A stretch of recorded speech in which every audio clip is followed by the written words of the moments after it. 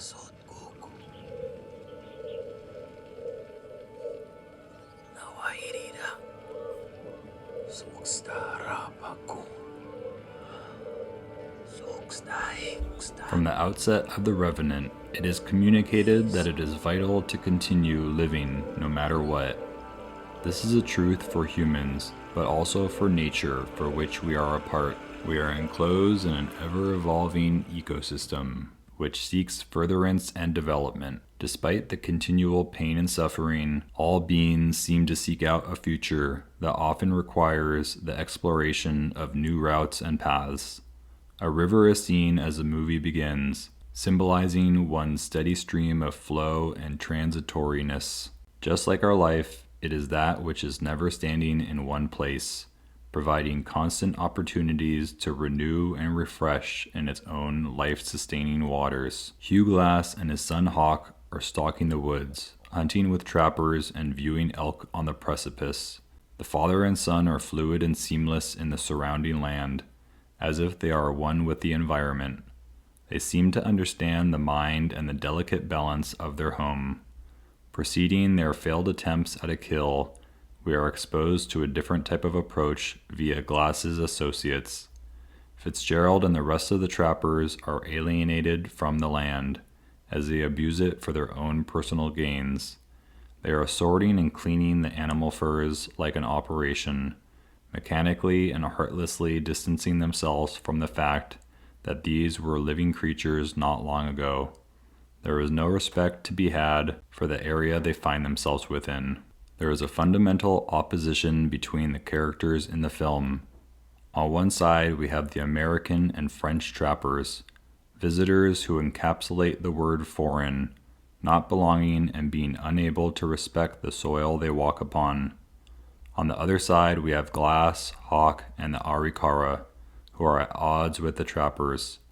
They are all more connected to the land, in tune with the area in which they dwell, as they are apt to honor and respect that which they are afforded. Despite his own connectedness, Glass seems to be caught in a type of bardo or liminal state in between the Arikara and the trappers. He does not belong to either, because although he has lived on the land and respected the traditional ways, he is at the same time a born American who supports the actions of the trappers. Soon, though, by revelation of signs, he will gradually be asked to choose between these two orders and move towards his final destiny. You'd rather hold on to the palace of your life. Life? What life you talking about? I ain't got no life. I just got living. The only way I get to do that is through these pelts. Fitzgerald's character is slowly revealed as a representation of the more industrialized world he comes from. He has a deep void within, as all of his actions are aimed at gains and temporary pleasure. He cannot embrace his life and is instead just trying to withstand it, possessing no purpose or meaning, as he is deeply alienated from people and his surroundings. It is just him and his little ego in this entire swirling cosmos, a terrifying thought which solidifies his attempts at self-preservation and protection from external threats. Hawk is seen sleeping on a giant tree, and he seems to be at one with the plant. It is as if they are fused together, as the tree trunk and his head support one another. Glass soon walks through the forest carefully and tenderly as he scours for animals. He is amazingly quiet and still, and moving with the utmost delicacy of a man who is in touch with it all.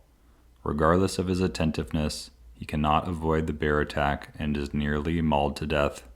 And despite Glass's current inability to recognize the significance of this encounter, the attack serves as a reflection of his own self. The bear is using the same self-protective tactics as Glass, in which the animal mauls a predator to protect her cubs. It is not much different from the way Glass scolds Hawk to listen, believing he needs to forcefully protect his son from danger. It's as if the natural world is providing a sign, an indication that he must reevaluate his personal attachments, as they may be what is holding him back from a freer life of the spirit. As he lay unconscious, Glass enters a dream state and remembers the words of his wife speaking about the wind. The branches of our material body, that which is trapped in the world of sense, is what often falters and wavers when turbulence arrives. The trunk of the tree, however, the spiritual aspect and the core of our being, is that which is more reliable and sustainable. The trunk is what withstands the pressures of time and overcomes the pain of the material world. This poetic vision is exactly what is needed for Glass, as he soon witnesses Hawk being murdered by Fitzgerald. He stares at the wavering branches of the nearby tree, needing to weather this personal storm by staying linked to his deeper self.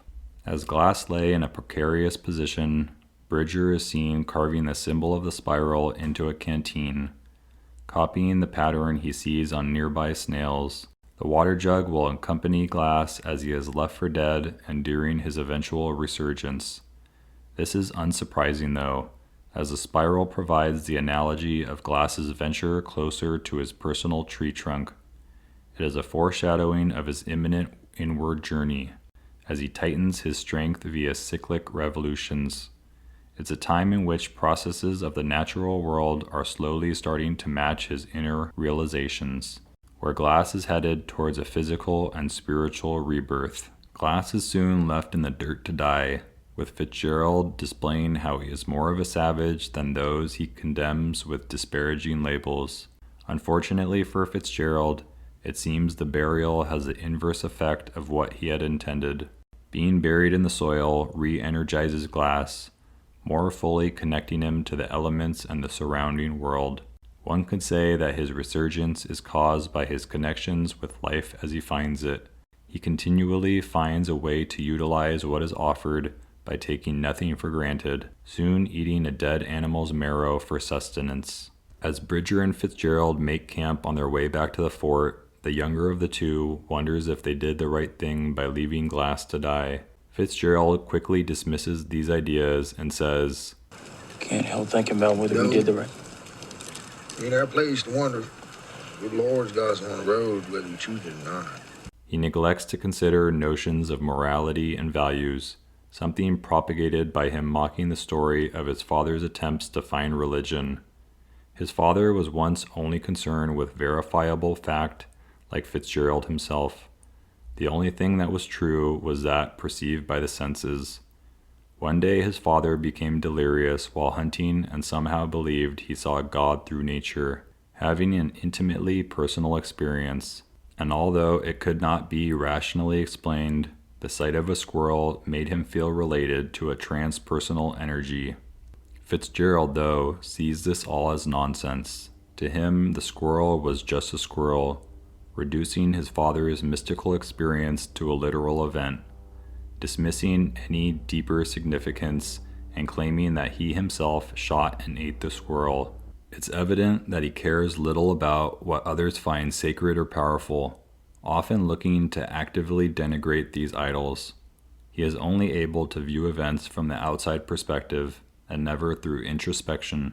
And even though his father was able to be connected to nature by seeing it as a reflection of himself, Fitzgerald continues to abuse nature as he sees himself as separate and distinct from it, keeping his mind in the prison of literalness. We transition back to Glass's journey to regain strength, and he chances upon a pack of buffalo about to be attacked by wolves. He reacts with awe and astonishment, as if he knows he is being gifted food at his deepest time of need. Glass is realizing that he is being guided by something outside of his control, and just as he is provided the food he requires, he is also introduced to his spiritual guide Hikuk, someone who will give him the much-needed advice and wisdom which will be essential to the reformulation of Glass's being. As Glass sits with the shaman, he is reminded of how justice operates, how the future is not within the realm of man's infantile plans. Hikuk says to Glass, "Your body is rotten, need to heal." He's referring to his physical body, but also to the spiritual self which has been severely corrupted by his ways of living and the company he has kept. They proceed to catch flakes of snow with their tongues, allowing for the playful nature of life to be accepted as part of the process. Glass then enters another vivid dream state while resting in a tree-forged hut constructed by Hikuk. He walks into a desecrated church, a sign of the lost links with his personal essence.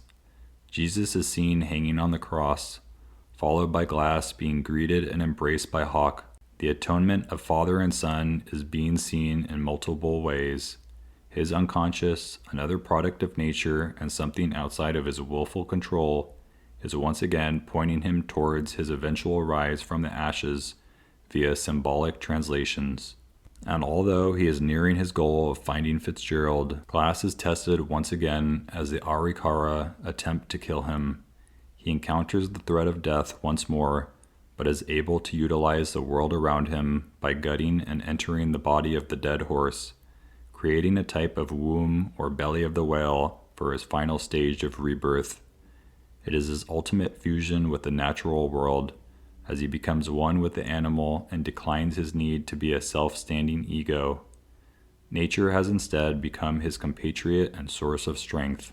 He spends the night in his tomb and wakes on the other side of the cosmic ocean, arising to melting snow and the sun's surrounding warmth. The influx of the color white and the piercing light indicate the final ascent for Glass as he lifts himself up from his own grave. He can no longer deny the way that some form of higher power continues to supply him with the resources he needs to proceed down the path. He is unable to question the methods which are bringing him towards his destiny. He is in the hands of the Creator, a power which finally fuels him to arrive at the camp, causing Henry to exclaim, "Jesus Christ," as he himself is reminded of the crucifixion and resurrection. Glass is now prepared for his final confrontation with Fitzgerald, no longer alone in his journey. Henry wonders how Glass is so sure that Fitzgerald is close by, and Glass says, I got him trapped. He doesn't know it yet. How can you be so sure? He has everything to lose. he knows what it's like to be the one who clings to his ego and worldly items. The way this possessiveness makes an individual frantic, lost, and desperate. But Glass is no longer being held back, holding no attachments and possessing the ability to be guided as he may.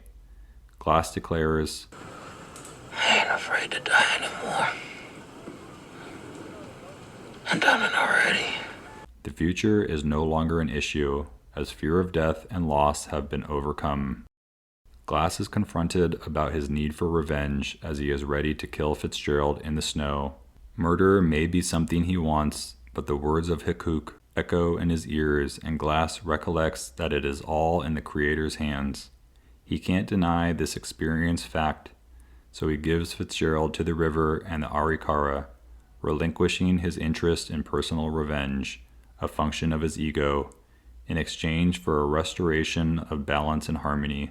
Glass sees how sacrificing his personal wishes provides the connection to a power which often laughs at our personal plans. Through his change of heart and mind, he is no longer at odds with himself and the world, and is instead in the flow of time, just like the streaming river.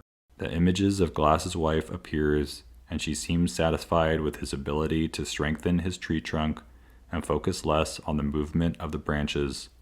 He can no longer be shaken, as his core is unified with the ground floor of being. He looks into the camera with the face of a man who has gone through something transcendent and terrifying, a type of experience which must be undertook by every individual in their own particular way, if they wish to pass through the double door of their second and final birth. This has been The Psychology of The Revenant. Please watch my other videos on other TV and film characters if you enjoyed this video. Thank you for watching.